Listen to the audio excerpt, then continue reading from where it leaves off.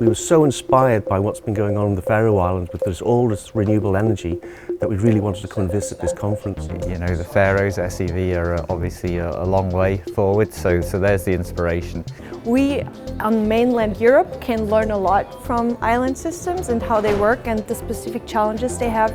I'm here from the University of Bremen, more precisely from the Institute of Automation. I think I'm taking about this thick of visitor cards, some good contacts from everywhere.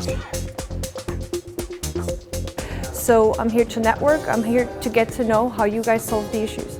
I would say that the advantage of such a workshop is that you get a very specified group of people with an expertise in islanded and isolated power systems. We're still at that stage where we're trying to get the vision that the people will accept and get behind, so we can then start implementing those visions into things like wind turbines and solar PV. We're aiming for the goal of having the highest possible share of renewables on island grids. If it is possible with the challenges that this island has, with a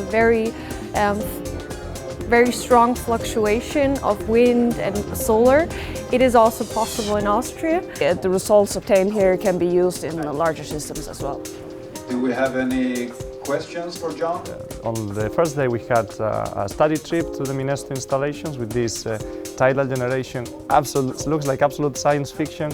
I really wish they make it work. Whereas here you seem to be so open, you seem to have the right open mindset and want to actually get the best for the community and for the environment.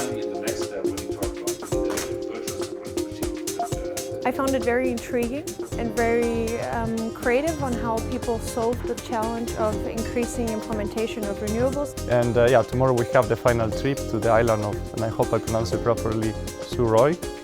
Perfect, nice. Where I'm really looking forward to see all the installations that they've put there into this 100% renewable system, which today is actually running 100% renewable, which is super, super cool.